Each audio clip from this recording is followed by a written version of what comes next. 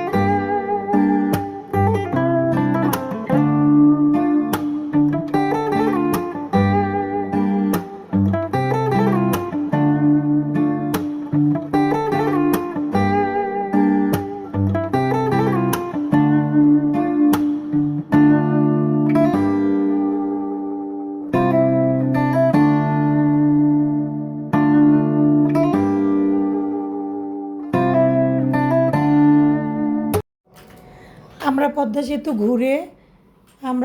সেতু ঘুরে চলে আসছি মাওয়া ফেরিঘাটের কাছে। আমার বাংলাদেশের মধ্যে আমি যতগুলো জায়গায় গিয়েছি তার মধ্যে সবচেয়ে সুন্দর জায়গা ছিল পদ্মা নদী পার হয়ে যেই রাস্তাটা, সেই রাস্তাটা আমার দেখার জানা মতো অনেক সুন্দর রাস্তা ছিল। আমরা পদ্মা নদীর ওপারে ওখানে আমরা দেরি করিনি, সন্ধ্যা হয়ে গেছে, এই জন্য আমরা এই পার ফেরিঘাটের কাছে এসে দেরি করলাম। কারণ পদ্মার কাছে আসছি, ইলিশ মাছ দিয়ে ভাত খাবো না, সেটা তো আর হয় না। এই জন্যে পদ্মা ফেরিঘাটে আসছি। ডান পাশে বাম পাশে ছিল অনেকগুলো দোকান, সবাই ডাকাডাকি করছিল যে যার দোকানে যেতে পারি আমরা দেখে ইলিশ মাছ কিনে খাবো। এখানে ছিল অনেক মানুষের ভিড়, কারণ আমরা গিয়েছিলাম ঈদের পর দিন। ভিডিওটা হয়তো বা ছাড়া হয়েছে আমাদের অনেক দিন পর। মানুষের ভিড়ে আমরা পদ্মার কাছে নদীর পাশে গিয়ে বসবো, তাই ভিতরে যাচ্ছিলাম। কারণ পদ্মার কাছে আসছি, যদি পদ্মার পাশেই না যাই তাহলে তো আর হয় না। সেখানে বসে আমরা ফুচকা খেলাম। ফুচকা খেয়ে আমরা চিন্তা করছিলাম কোথায় একটু নিরিবিলি পরিবেশ আছে, ইলিশ মাছ খাবো, ইলিশ মাছ দিয়ে ভাত খাবো। তারপর আমরা বাচ্চারা একটু ফুচকা খাওয়ার পরে আমরা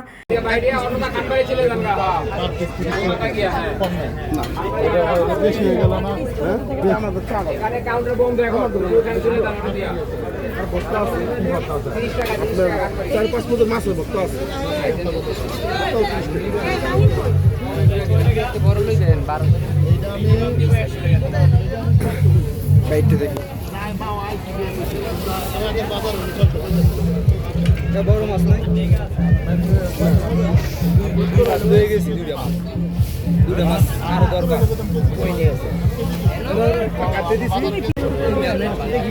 আপনার মাছ দেওয়া লাগবো। আপনার কাছে বড় মাছ আরো বড় বার করে একটা মাছের এটা চলেন, আরো বড় লাগবে।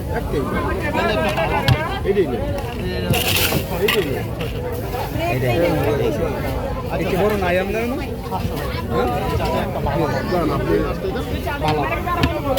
এই মাছটা দেন আমরা গাড়ি পার আমরা রুটে ছেড়ে দেব ছোট ধর বড় ধর একটা আসে না না আপনি আমার দায়িত্ব জল দিছে আমরা সুন্নত একটা আবার সুন্নত আপনি দায়িত্ব দিয়েছে এই মাসে আমি আর আমি লেও করে দিলাম না একটা মাছ দেন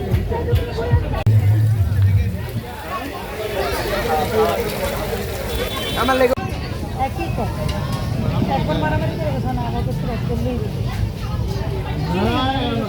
এই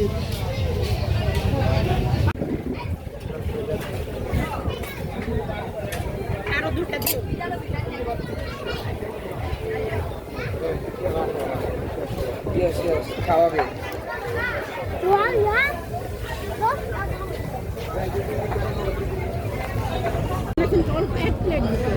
এটা হাফ না এটা হাফ না